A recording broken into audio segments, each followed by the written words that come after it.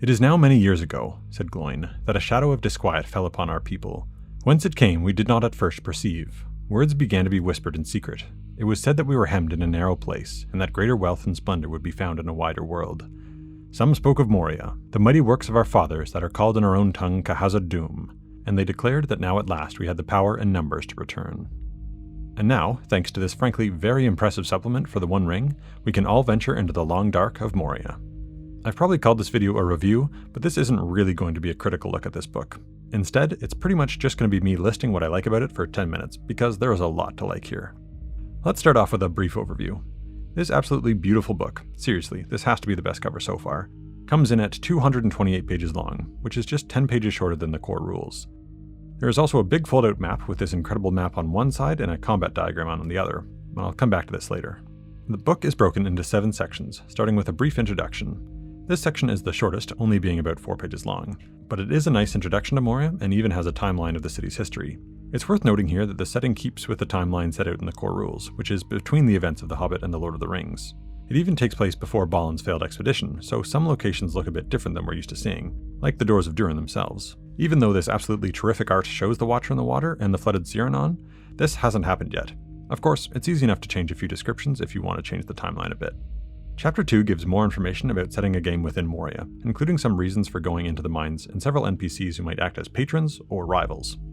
This chapter also has information on what the peoples of Middle-earth know about Moria, including the men of Rohan and Gondor. Hopefully that's setting up a little bit of what's to come in future books. There's also quite a few NPCs from previous books, like Lord Mjolnir and Tharnau, and Haldir makes a little appearance as he watches from the fences of Lorien. This chapter does a really good job of setting up what Moria is and what Moria isn't. Right at the start is this passage. Moria is not a series of rooms linked by neat corridors, each room containing a suitably balanced group of wacky monsters or some over-the-top puzzle. There certainly are monsters and riddles down in the dark, but more than anything else, Moria is an empty ruin, an endless desolation. This also does highlight something that could make running a game set here challenging, if you really want to stick to the lore and the themes of this location. So much of Moria is empty. This could lead to a lot of thoughtful player-character interactions as they slowly travel through the dark if your group is into this kind of play. But if you're really looking for lots of combat, it could make this location feel less like Moria to fill it with that kind of gameplay. Not to say that orcs and other creatures don't exist here, they certainly do, and if you run into them, get ready for a very difficult fight. But I'm getting ahead of myself. I really like the NPCs presented here, as well as the various campaign focuses. Another interesting note here is that while there are gold and gems aplenty in Moria, dwarves will not take kindly to anyone who recovers any treasure from their lost city and does not return it to them. Also, in the history of Middle-earth, the killing of orc captains has had huge consequences, like the Battle of Five Armies and the War of Dwarves and Orcs. So if the player character's goal is to become rich from their adventures, or if they kill an important orc, they might have quite the surprise waiting for them on the outside, which can lead to some terrific stories that fit very well within the themes of Tolkien's books. I'll also point out here that this book does quite a good job of linking content, like this table of the Moria orc chiefs. Having these page numbers, which are also hyperlinked in the PDF, helps save a lot of time when trying to find relevant information. This is something that I found challenging in the Tales from the Lone Lands. Now, I haven't exhaustively played through this book, so I don't know how comprehensively the book is linked like this, however, it does seem like an improvement on previous books. This chapter ends by highlighting some of the themes that a Moria adventure should focus on, and these are just so good. From the titanic scale of the place to the faded beauty or the crushing loneliness of it all. I don't think you can read this section and not want to either start writing a campaign or to read The Fellowship of the Ring again. I'll mention here that this book does a tremendous job of highlighting the scale of Moria. There are so many amazing pictures throughout these pages and wonderful passages to inspire you. To highlight one passage from this section, a vast hall might have a few weeds growing in one corner where the ceiling has cracked, letting the sunlight in. As the company approach, they realize the weeds are actually huge rowan trees, centuries old, grown from the seeds that fell here and took root among the broken stones. There are also great ideas like, have the company espy or even eavesdrop upon their foes. Maybe they overhear orcs talking in an adjoining room, or hear voices echoing up some shaft. I love stuff like this. Beyond being a great way to sneak some important information to the players, it's a great reminder that at any moment someone or something could be spying on the company from behind a locked door, up a well shaft, or from some high window that the players' torches don't illuminate. There are just so many amazing stories to set in these forgotten halls. Elements like this really help to make Moria feel big and alive in its desolation, while also being claustrophobic. Also, can I just take a moment to talk about Tolkien's amazing use of language to evoke such wonderful sensations of an epic and mythological history? One of the subheadings here is Arda Mard, and I have just always loved the feelings that those words conjure up. Anyway, on to Chapter 3, Journeys in the Dark. This chapter presents a few changes to the journey rules from the core book to better reflect traveling within Moria. Now, I'm not a huge fan of the main journey rules, and I think that these changes are worse. There's a lot of measuring and adding and dividing that for me, it's just too much. I'm not a huge fan of random events or encounters, and the possibility of your character getting a wound from something like this where you don't have the same agency that you do in combat just doesn't feel interesting or fun to me. The tables and descriptions of Moria do work well to generate story ideas, but that is all I will use these for. While talking about journeys, I might as well go over the map, and this thing is just beautiful. As far as how usable it is in-game, it's very confusing, and I do find it very difficult to find the location that I'm looking for, but it's Moria after all. This is an incredibly complex location covering dozens of miles in every direction. There is no way to clearly lay out this map. This map does a great job of giving a good sense of where the different locations are in relation to each other, and the border artwork is great. This chapter does include some changes to eye awareness, including 4 separate revelation tables, and I do like these a lot. There is a table for natural perils like cave-ins, one for orc attacks, one for the horrors of Moria, and one for the Balrog itself. And there are a lot of fun ideas here. Some of these options even affect the next hunt threshold or the next revelation episode, which is interesting. This chapter ends with random tables to generate chambers and orc bands. There's not a lot to talk about for this, it's just all good stuff. Chapter 4 is all about the enemies you might encounter in Moria, starting with 3 different groups of orcs: Moria orcs, orcs of Udun, and orcs of Mordor. These various factions don't always get along, which leaves some opportunities for player characters to use this animosity to their advantage. I think the orcs of Udun are a real standout here, as these crazed worshippers of the Balrog. Speaking of the Balrog, it's given a full stat block in all its hero-killing glory. This thing is suitably powerful, with an attribute level of 12 and a might of 3, which that by itself is enough to wreck any player characters who try to fight it. And then on top of that, it's got a bunch of fell abilities. Here you can see something else that I really like about this book, the speculative elements that are included. There are a few points throughout the supplement that guesses at some ideas that aren't fully explained in Tolkien's works, like this section on what does the Balrog desire, and who, if anyone, imprisoned it. Having extra little bits like these are fun to read, but also add some elements that you can sprinkle in to surprise your players, who obviously are already aware of what and where the Balrog is, even though their characters likely aren't. After the Balrog, there are a few other new enemy types, which are a bit hit or miss for me. I like some of them and don't care for others, like the Marrow Eaters. I'd imagine at least some of these were added for the More Fell Foes stretch goal on Kickstarter.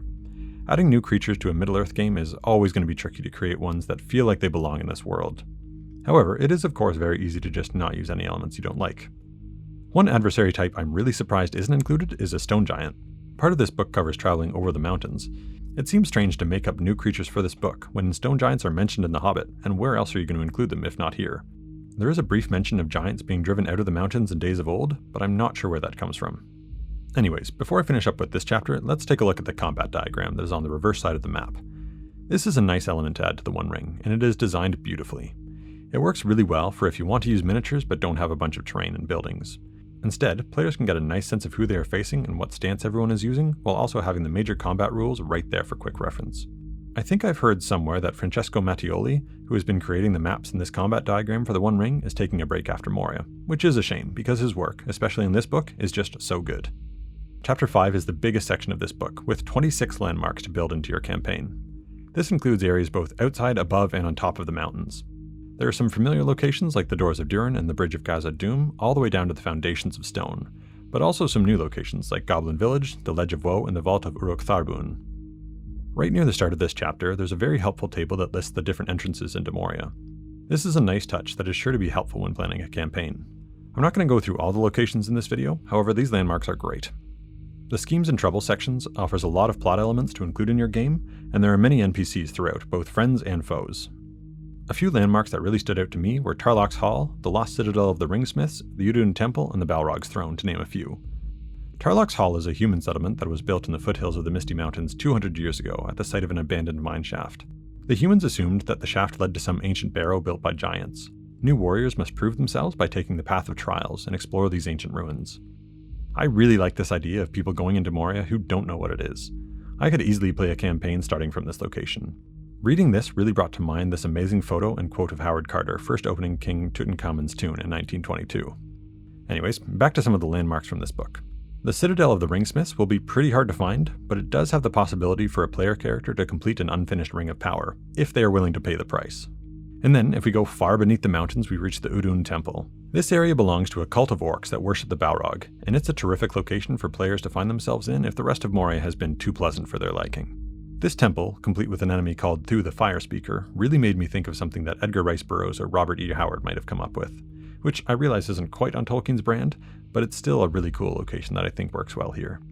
But wait, there's still worse to come. Even farther down than the temple is the Balrog's throne. If you find yourself down here, then something has gone very wrong indeed.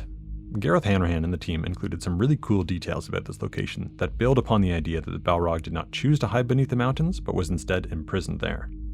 If it was locked away once before, then perhaps it might be possible to trap the demon again. This is no easy task to accomplish, and if you have played the finale of Tales from the Lone Lands, you'll have a sense of how hard these adventures can hit when they need to. I love the touch that in the Balrog's lair, no light can penetrate unless it is created with immensely powerful magic. This place is a horrible black void, where nothing can be seen, but something can be heard, the echo of discordant music. And then another great little element like this mentioned that in different versions of Tolkien's drafts, the foe encountered on the bridge of Khazad-dûm was not the Balrog, but a great troll, or Saruman, or a ringwraith. I love learning new things in these books. And that leads pretty nicely into the Appendix, which details Balin's expedition and the journeys that Gandalf and Aragorn took through the mines, as well as lots of information about Mithril and its different variations. All this stuff is really interesting to read. I wish this book could have had annotations to where some of this information is pulled from. The Appendix also has a new heroic culture, which is the Dwarves of Nogrod and Belagost. But it's honestly so similar to the Dwarves of Durin's folk from the core rules that it hardly seems worth the inclusion, but I do like the two new virtues. And finally, we come to the last section of Moria, through the doors of Durin, the new rules for solo play. I have made a whole video about this system, which I'll link below, and I'll mention right here that I have not played extensively with these rules. When the solo mode for Moria was first announced, I assumed it was going to be mostly just slight changes to Strider mode to better fit Moria. However, this is entirely its own thing. A lot of the rules do reuse what has been done for Strider mode, with some changes to the lore tables. But instead of being a lone hero, this time you will get to use your main hero in addition to a band of allies that will grow or dwindle depending on how your adventures in Moria go. I really like this idea. It of course brought to mind the rules in the Beowulf Age of Heroes RPG that I've talked quite a bit about. But I do have to say I'm not quite sure how I feel about this system after reading through it and playing a bit. Now, there is a lot of great stuff here. I like that you can play out larger battles than what would be possible with a single character, and there's lots of interesting choices to make in battles. I like the gifts that allies can have, which are a little more open-ended than the gifts in Beowulf. There's lots of good prompts here for setting up adventures like the mission objective table and journey events. Fellowship phases can now get interrupted, so you might not gain all the benefits of that phase, which is both brutal and fitting. However, I do find that these rules are a lot to add on top of the existing rules. There are elements that are similar to the regular rules but with slight name changes that I find makes it hard to remember. For example, your band has dispositions instead of skills, which is essentially the same thing, and instead of using the same skill names from the character sheet, these elements have new names that basically combine a few different skills, but I have to keep checking what falls under these new categories. With battles, there are a lot of choices that end up being far more complicated than I can remember. So whereas when playing a regular solo game, I know when to roll and what to roll for, in these larger battles, I can't remember the order of everything or what options are available to me, which means that I have to be constantly looking up the next step in the rulebook, which in turn makes it hard to feel like I'm creating a story and more like I'm following a flowchart. Going back to Beowulf, I like that there was a reason to journal from your follower's perspective. That is a great mechanic to help them feel like more than just a small collection of stats. Now Beowulf does have the advantage of not being a solo game. As a player, you don't have to also be the GM, so you might have a bit more time to do something like that. In a solo game, that might feel like another layer of things to remember to do. I think I kind of wish these solo rules leaned farther in one of two directions, either simplified to make it easy to add on top of the existing rules, or else really make it its own thing. Maybe a game mode where you don't have your main hero but instead have a band that is made up of characters that have more stats than the current allies do, but less than a full hero. I feel like the current rules sit too much in this middle area and is weaker for that. Despite all that, I do want to play a bit more with these rules. I found regular solo play really challenging off the start, so maybe my opinion on this will change after time, and I do want to play as a group of dwarves that have been enslaved by the orcs and get a chance to escape. Then the whole adventure will be trying to escape Moria, not trying to get in and explore it. Anyways, that brings us to the end of Moria, through the doors of Durin, and it is well worth checking out if you play the One Ring. I really can't see what could be done to improve this book in terms of creating a sandbox to play with inside of Moria. There are so many different locations and NPCs, you are not likely to see them all in a single campaign. And just like Tales from the Lone Lands, Gareth Hanrahan and the team have made this a brutal gauntlet that is going to seriously affect any heroes that journey here. It's also worth mentioning here that Moria is a hard location to make. So much of this location is empty, and it's a lot of forgotten stone rooms. However, the team has done a terrific job with the various landmarks, NPCs, and rival orc factions that it should still feel interesting and unique. Something else that I really like about the One Ring books, and especially these last two, is how they handle elements that might not match up with everyone's idea of Tolkien's Middle-earth. Magical elements are really left up to the lore master, how much they are included or left purposefully subtle. And that is something great about RPGs versus other forms of Middle-earth content, where some movies and TV shows take some strange interpretations of the source material and bake them right into the experience so that there is no way not to include it as a viewer. In an RPG, you can just use the elements that you like and disregard the rest. Well, enough of that tangent. After all, there's not much to dislike in this book. Thank you Francesco Nepatello, Gareth Hanrahan, and the whole team for making such a terrific set of books for the One Ring. Speaking of which, what is next for this RPG? Well, from various interviews, blogs, and comments, we know that the roadmap for the One Ring is basically to follow the path of the Fellowship. I believe Gareth is working on a campaign book for Moria, similar to what Tales from the Lone Lands was for Ruins of the Lost Realm. But I think the next book that will be announced, hopefully soon, is The Realms of the Three Rings, which will focus on the various elven realms. That will be interesting to see. It would make sense to feature Lothlorien prominently to follow the Fellowship's journey, but also Lindon would tie in nicely with the corresponding culture from the core rules. Rivendell is certainly one of the realms the title would be referring to, however that area was already covered in the Lore Master screen bundle. This also leads into something I'm really interested to see. Will Austin Ethel be a key location? That is the site of the creation of the Rings of Power, except for the one of course, so it seems like a pretty important location that would be really cool to explore. However, because it is not mentioned by name in the Lord of the Rings, it is very likely that Free League doesn't have the rights to use it. But it is named 3 times in the Moria book, and it features on the main map, so it will be interesting to see when the Realms of the Three Rings comes along. I did mention over a year ago that I would like to write an adventure set around Austin Ethel. I do have some ideas for it, but first there are bigger and more interesting things I'm working on, which brings me right into what is next for this channel.